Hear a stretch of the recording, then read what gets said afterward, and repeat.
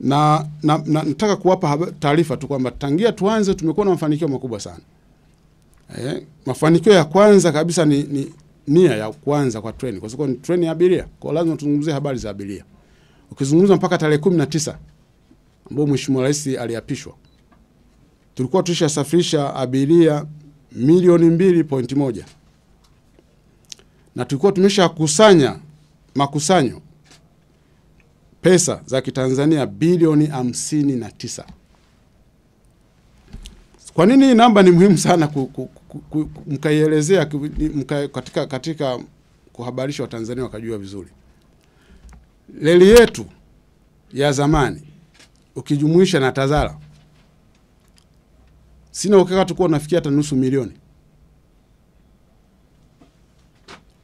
Yani hiyo ndio magnitude, yani ndio ukubwa wa transformation ya kitu ambacho kimefanyika katika taifa letu. Ni beyond thinking ambao sisi tulikuwa tunaona, pengine viongozi wetu kwa maono yao walikishaona tayari.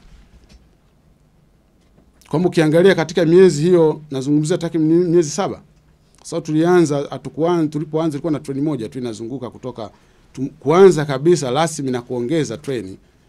Mheshimiwa Rais alipokuja kutufungulia rasmi, ndio tulianza kuongeza hata treni. Sasa tunaanza uendeshaji. Kwa nazungumzia kuanzia mwezi wa 8 mpaka mwezi wa 2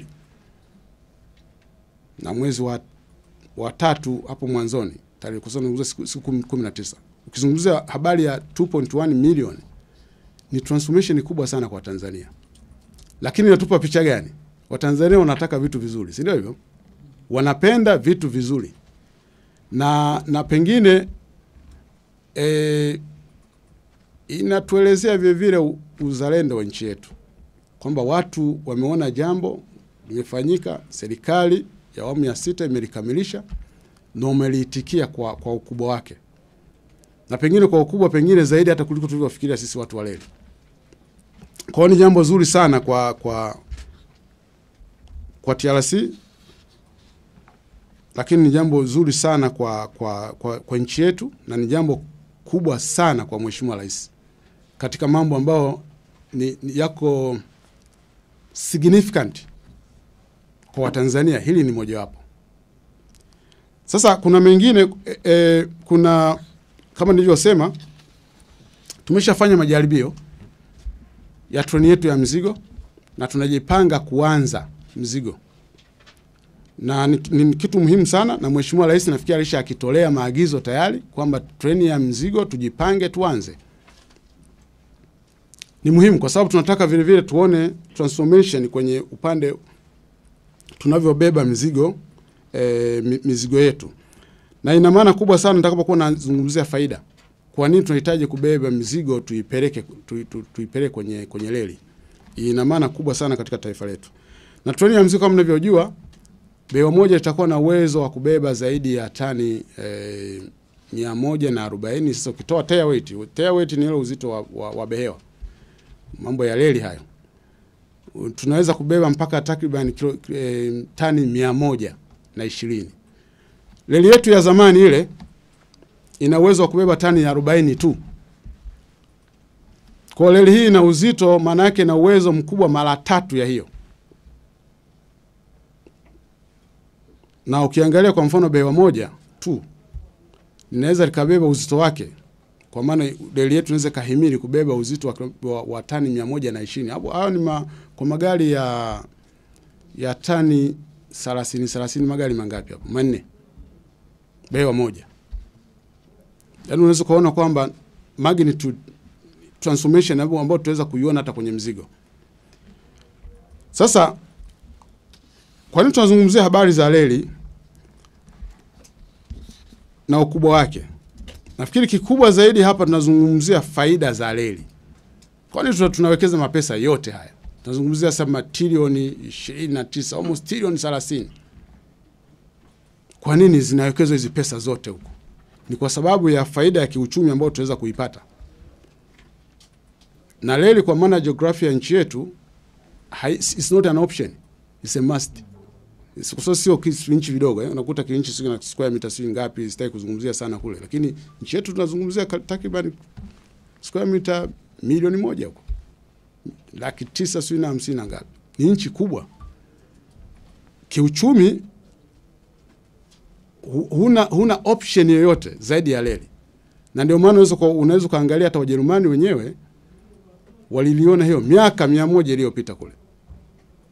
Wakajenga reli. Kwa na sisi kama taifa hatuna budi na tunawashukuru sana viongozi wetu kwa maono haya na usubutu mkubwa, kwa sababu sio tu kusema jengeni, lakini inabidi wazitafute pesa, si ndio hivyo? Unaona Mheshimiwa Rais anahangaika huku na huku kwenda kutafuta pesa. Ujenzi uweze kuendelea ni lazima pesa zipatikane. Na mmoja wapo nafikiri kuna watu walikuwa na wasiwasi sana kwa hii miradi mikubwa hii. Na mmoja wapo alikuwa anazungumza ile SGR, hili itaendelea wakati anachukua madaraka, si ndio hivyo? Kama tulivyozungumza wakati ule tuyazungumze hivi hivyo. Tutazungumza wazi, miradi tuna wasiwasi, yataendelea haya. Tuliyazungumza, si ndio hivyo?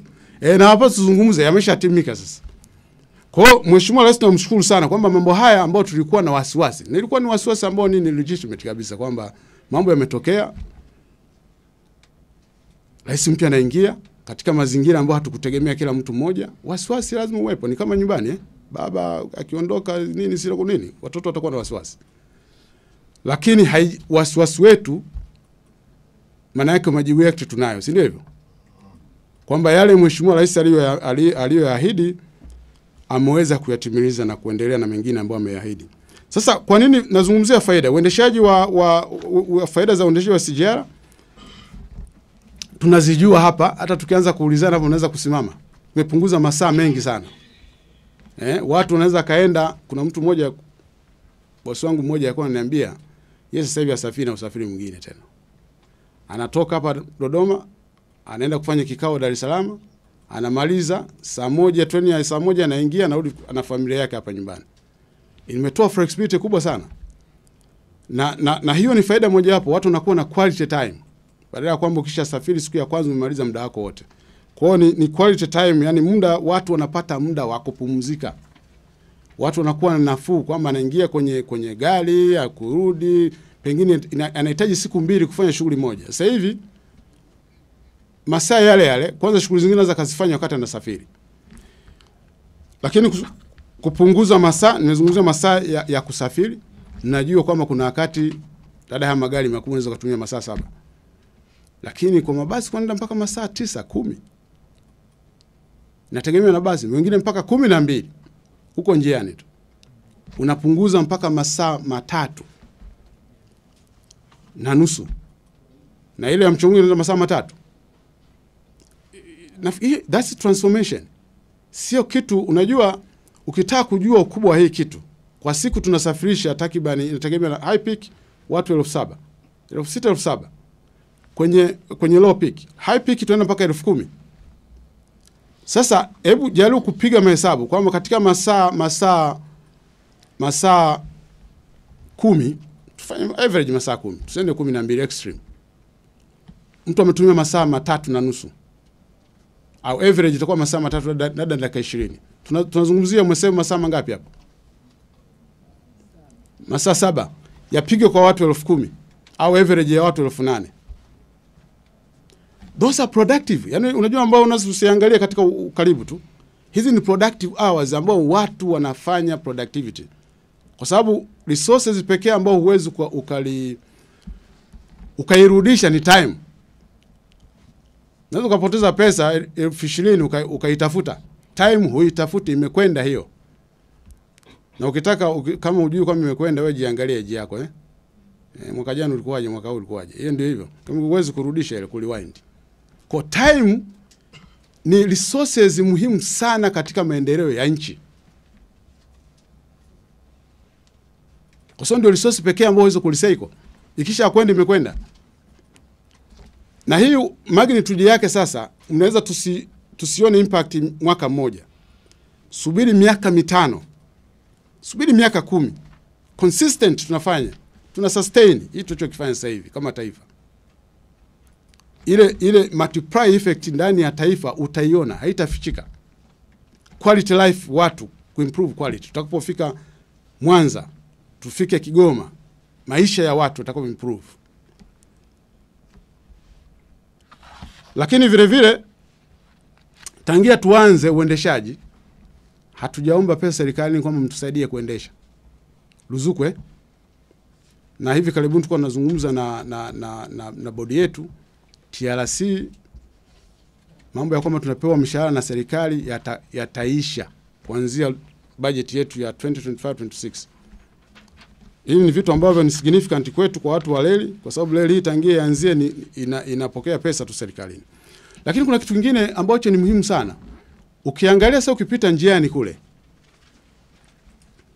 kuna maendeleo ya viwanda. Kwa mfano pale karibu Kwala pale wamejenga EPZ kama wanaita kwa lugha kongano kongani la viwanda. Na lingine kuna wengine wametufuata tena wanajenga hapo karibu. Na ukiangalia fakta kubwa wanachozungumzia ni reli. Kwa sababu kuna reli pale. Kwa maana yake mtu akishajenga pale Kwala, it's very easy kupeleka product zake Dar es Salaam yenyewe, kupeleka huku bara kwa maana ya Dodoma, Tabora, Singida, Kigoma, lakini kwenda nchi za wenzetu. Kwa sababu tunajenga reli ambayo ina crossover kwenda nchi za wenzetu. Upatikanaji wa ajira, kumekuwa na ajira kubwa tu wakati wa ujenzi. Nazungumzia zaidi ya watu, tulikuwa tuna watu zaidi, of course hizi za kwanza tumeshaanza, tulikuwa tumeajiri zaidi ya watu 30,172 wako wanafanya. Hao ni direct, lakini ujue subcontractors ambao wanafanya kazi na wenyewe maajiri watu almost zaidi ya 150,000 watu wanafanya kazi wa Tanzania kwenye mradi. Lakini hata baada ya uendeshaji huu tumeajiri watu na ni muhimu tuajiri watu hao.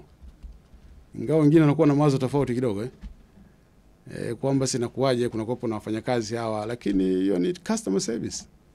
Sasa mtu mwingine anaweza kuwa na experience ya metro kipanda huwezi kuona kitu kama hicho, lakini treni za masafa marefu zinakuwa na good customer service, watu wanahudumiwa. Lakini vile ni sehemu ya ajira.